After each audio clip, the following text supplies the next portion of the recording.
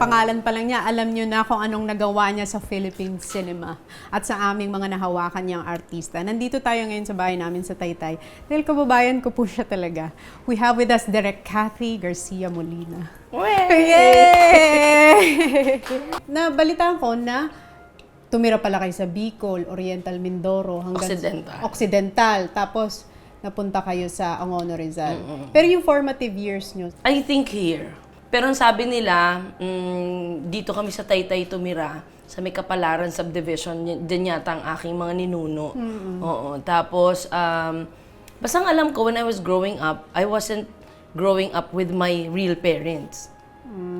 Parang hinihiram ako lagi ng panganay kong kapatid. So, parang ako yung first baby nila kasi wala pa silang baby. Kasi yung mga sisters ko, they're old enough to be my parents eh. Ganun ako kabunso. Parang 5 years old ako, kinukuha na ako ng nanay ko, ng totoong nanay ko. Nag-away pa sila. Dahil? Sa akin. Ayaw kong bigay ng ate ko. Ng nanay ko naman gusto. Kita ko, meron pa silang mas slight sabunutan doon. Tapos nakatingin lang akong ganyan.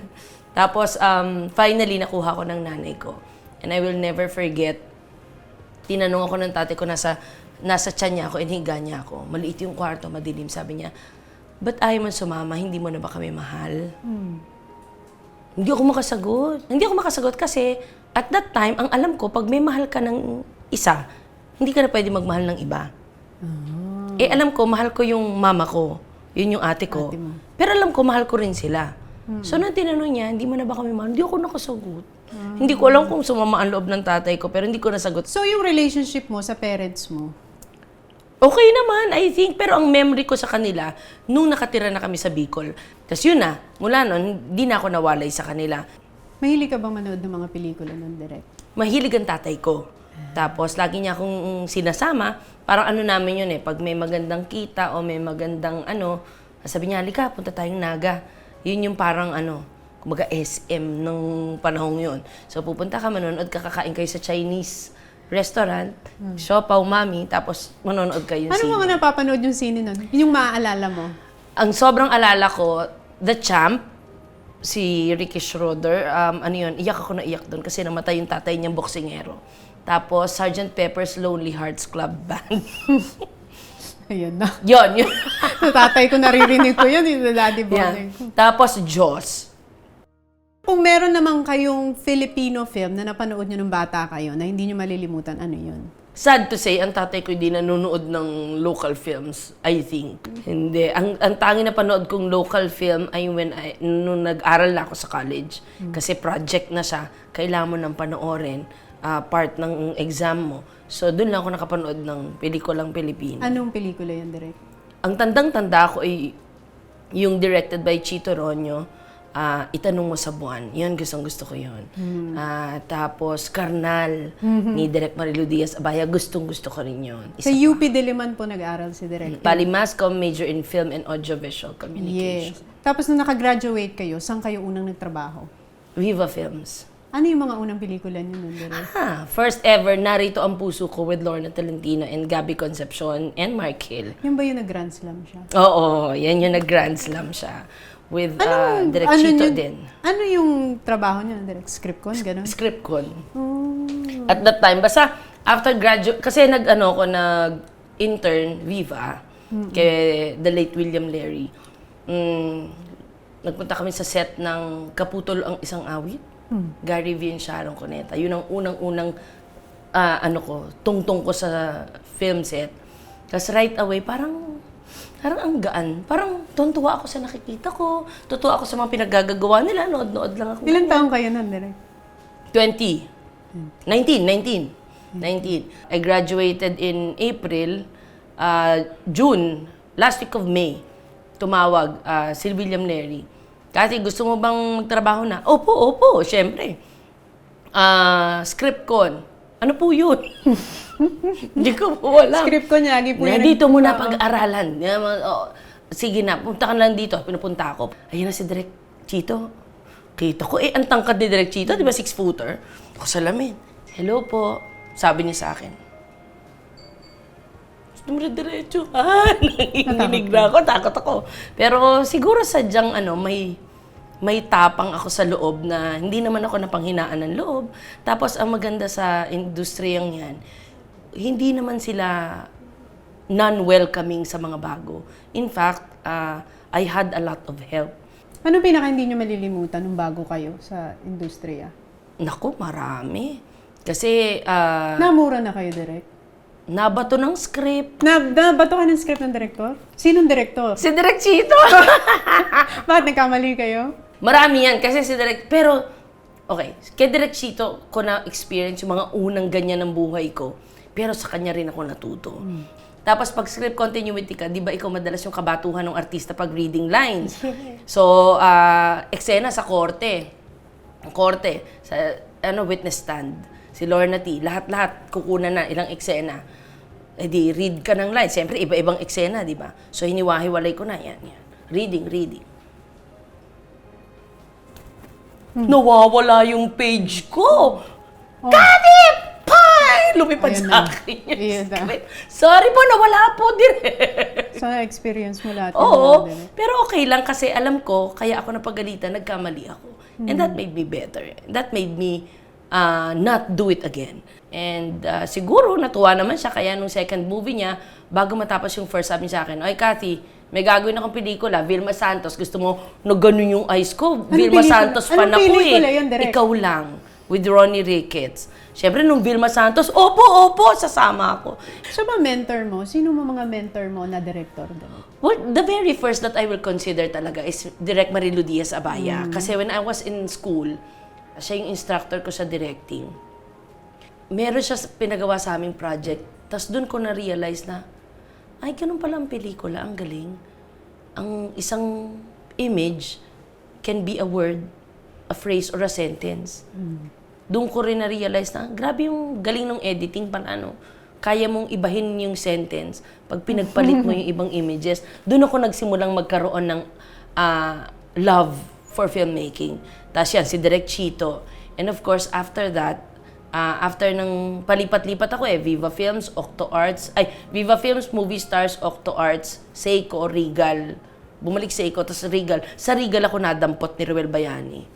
Tumawag siya sa akin, "Kathy, may ilo-launch na bagong direktor, Olivia Lamasan, sa Star Cinema. Gusto niya babaeng AD, gusto mo ba?" Ay, sige po. So, Anong year yan, direct? 1993. Fortunately, ako yun napili. And yun na yun. That's the beginning of the history ng aking relationship pagstay niyo with sa Inang. Inang Star Cinema and ABS-CBN. A lot of who I am now, malaking bagay si Inang. Hindi yun sinasadya. Nagkataon lang meron akong pagmamahal at believe sa kanya talaga. Alam mo naman si Inang mag-motivate, di ba? Yan ang isa sa mga nahawa ko sa kanya. Kasi Sharon Cuneta, ang natutunan ko sa kanya naman paano mag-blocking ng mga streets. Si Direk Olive Lamasan, ayaw niya nang nakaharap sa wall. Ang gusto niya nakaharap dun sa pinakamalalim na street na pwede mong makita. Tapos gusto niya may tao hanggang dun sa bintana ng bintana, ng may bintana, ng may bintana. So ganyan yan. Kathy, anong pinag-uusapan nung nandun sa bintana? Kathy, dapat may sinasabi lahat. Dapat may pinag-uusapan. Yung grupo doon, lalapit yon. Anong dialogue mo? Siyempre, yung talent, gaganon-ganon. Kathy! Siyempre, doon ko natutunan na lahat na naglalakad may purpose, may business, at may pinag-uusapan. Doon ako nagsimula. Tas yun na nga, dapat yung bintana ng kapitbahay na yon may kausap pa sa loob. Alam mo yun? Grabe. Pero yun ang isa sa malaking natutunan ko sa kanya na nadala ko hanggang paglaki. Naalala mo yung You Are The One, gustong-gusto ko rin yung mga kali. Yes, yung You Are The One. Grabe yung kalye scene doon. Direct, may payatas pa tayo doon. Grabe. Hanggang You Got Me yun. Correct. Ang haba nun. Direct. I fell in love with that, yung maraming tao. The beauty. Oo. Nakakita ko ng beauty in, sabi ko, pwede mo palang pagandahin talaga yung eksena yun at gawin mong buhay. Na yun ang nahawa ko kay Direk Olive. Tapos, and the most important, pag-motivate ng artista. Nung Sharon Cuneta, ang ginawa namin, where she won also the Grand Slam, Madrasta. Nakikita ko pag minomotivate niya kung paano nagbabago. Tapos nakikita ko, may mga sinasabi siya. Tapos nakita ko yung effect kay Sharon. Nakita ko, ay, ang galing. Ang galing kasi may lumalabas na other side ng artista. Ang laking tulong sa artista at sa kwento mo, yung makalimutan mo for a while, yung pagkatao ng artista. Di ba yan naman talaga ang inaano ko sa inyo, ina-achieve lagi. Let me not see Tony Gonzaga. Let me see the character. Nung una ko po nakatrabaho si Direk, 2006, hindi ako marunong umiyak. Naalala ko nung tinatawagan niyo pa yung daddy ko. Paano ba paiyakin tong anak niyo? Naalala ko, ginamit ko pa daddy mo. Pinastand in niyo na yung totoo kong tatay para lang maiyak ako. Pero paano, saan niyo nakuha yung Direk? Yung, alam niyo paano hugutin yung, like, pag pinanood ko yung mga pelikula nila Catherine, nila Liza, yung mga nahawakan niyo Direk, nila Sarah, yung nakikita talaga yung emotion na hinihingi sa eksena. Hindi ko alam eh. Pero ang tanging alam ko lang na kailangan kong gawin is kilalanin yung artista ko. Kaya very important na maging kakilala mo ang artista mo so you know paano siya hawakan at hihimasin. Anong pakiramdam, Direk, nung una ka nagkaroon ng blockbuster film, yung naka 100 million ng pelikula mo? Honestly, wala. Anong feeling? Hindi. As a director? Kasi at that time, ang importante lang sa akin, ano sasabihin ni Tita Malu at ni Inang.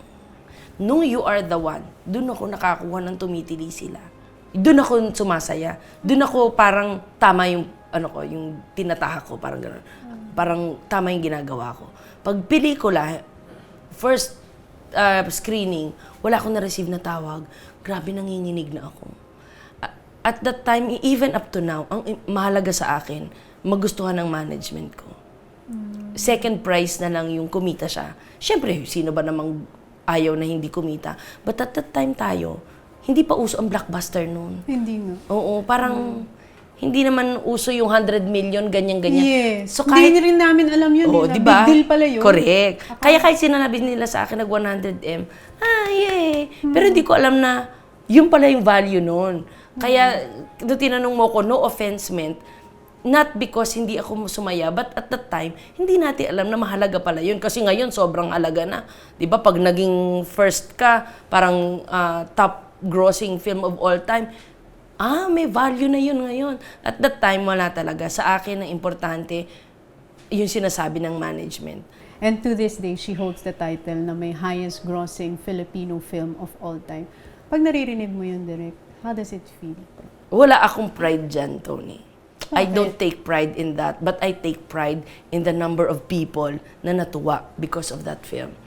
Kasi it equates to, ay, ang daming nanood, ay, ang daming napasaya, ay, ang daming natuwa.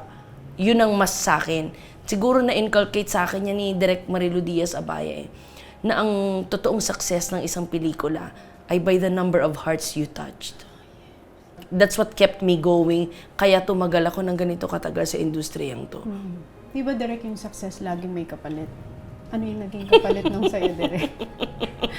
Meron yun eh. Lahat naman tayo, di ba? Always, always. And that's the reason why I'm taking a break. Diba? Ano yan eh. Hindi ko ginusto maging director. Nadala ko dito. Hindi ko alam, siguro with God's grace, no? Hindi ko alam na marunong ako mag-direct. Basta ang alam ko, natutuwa ako pag nagkikwento ako. And pag marami nakakapanood na kinikwento ko at natutuwa sila, parang natutuwa din ako. And according to many, I've been making people happy. Little did I know and realize that while making many people happy, I think I'm not making my kids happy. Alam mo naman kung paano tayo magtrabaho. Parang halos 24 hours nandun ka. Either nagmi-meeting ka, nag-shooting ka, or nagpo-post-prod ka. Ang lahat ng kapalit nun, yung anak mo, yaya mo nag-aalaga. There was a time na meron palang namamalong yaya ako, buti binidyo ng driver ko. Nakita ko kung paano pinaiiyak yung anak ko.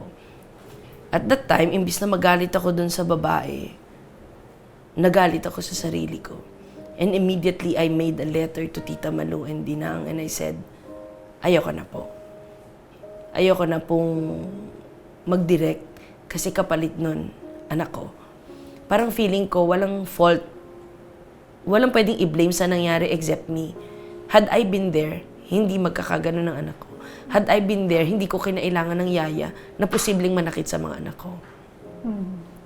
pinag-break naman ako for a while nila Tita Malu noon. But always the need of the company. Siguro nasa puso ko na rin siya. Pag sinabi na ni Tita Malu na, Kathy, kailangan ng kumpanya.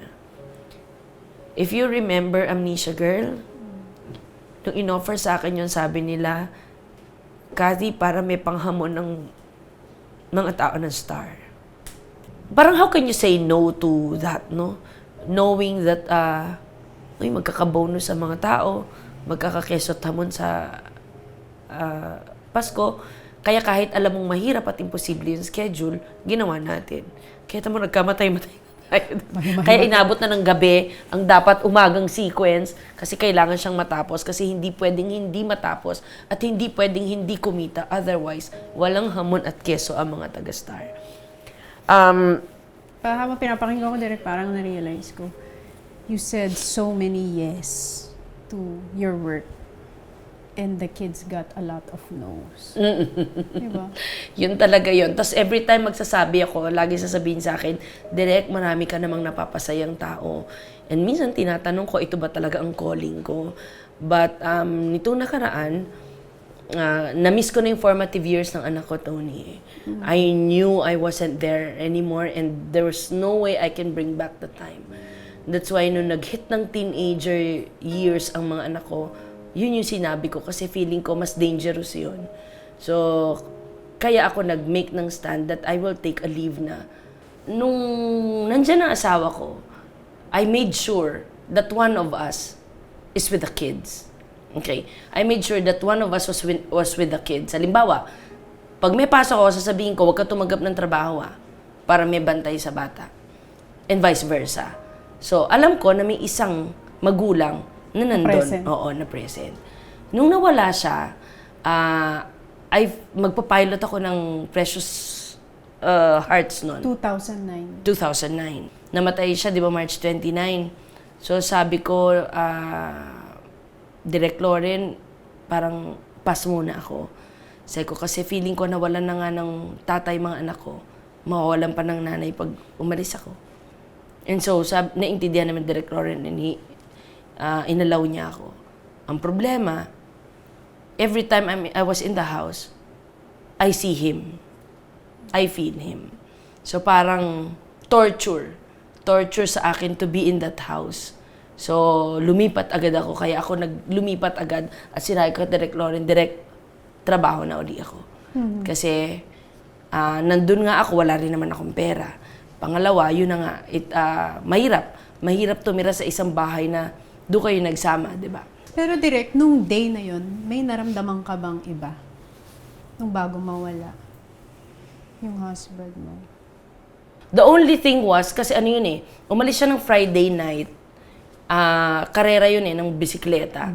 Friday to Sunday. Ang gusto niya, Sunday, may trabaho ko ng Friday, Saturday. So sabi niya, Sunday, puntahan mo na ako dito. Sabi niya, sunduin mo na ako, pati yung mga bata. Marunong ako mag-drive, but I don't know the way to Baguio. Ay, wag na, uuwi ka naman na. Saturday night yon. Sunday morning, 7 a.m., tumawag siya uli. Halika na, punta ka na dito. Sabi niya, sunduin mo na ako. Tapos sabi ko, uuwi ka na mamayang hapon. Wag na, sa akin hindi ako marunong pupunta dyan. Sige na, sabi niya. Wag na. Tapos, hindi ko alam, hindi ako pala ganon, but hindi ko alam kung may ibig sabihin. But sabi ko, sige, ingat ka, magdasal ka ha, sabi ko. Tapos yun, umalis na kami, dahil pupunta talaga ako sa kapatid ko, dadalaw ako. So pagdating ko sa sister ko, kararating lang halos namin, mga 11 o'clock, I got the call na. Sabi niya, Kathy, si Epoy na aksidente. Sanay ako na aksidente yung. Kasi pag sa bike, lagi na aksidente, umuwi, laplap yun dito, ganyan-ganyan. Sabi ko, okay, nire-revive na siya, ganyan-ganyan. Hindi agad nag-register yung salitang revive. Sabi ko, sige, balitaan mo na lang ako after. So wala kang naramdaman pa nun? Wala pa. Alam ko lang, sige, sabi ko, balitaan mo ako kung ano nangyari. May tumawag uli, Kathy, sasalinan na daw ng dugo at ganyan-ganyan. Tapos doon ko na-realize, ay, medyo malala. Kasi meron ng salinan ng dugo at revive. Tapos pangatlong tawag, yun yung lumabas na ako, Kathy, pumunta ka na dito, sabi niya, maghanap ka na ng driver. Sabi ko, sige, maghahanap ako ng kasama ko kasi hindi ko alam, si Barry ang nahablot ko. Ako, sige, pupunta ako, iwanan ko na yung mga bata. Tapos yun na nga, pagpasok ko ng bahay, si Basha, nanonood ng TV, 2 years old siya, lumuluha. So sabi ko, anak, bakit? Hindi naman sumagot. Katingin, cartoons pinapanood. Siguro kaya yun. Tapos sabi ko, sige ate, iwan ko na yung mga bata, ganyan-ganyan. So magkikita kami ni Barry alauna pa.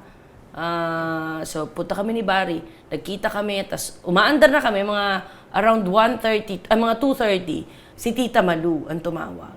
Tapos sabi niya sa akin, Kathy, Kathy,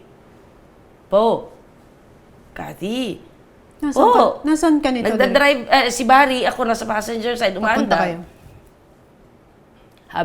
Sabi niya, wala na si Epoy.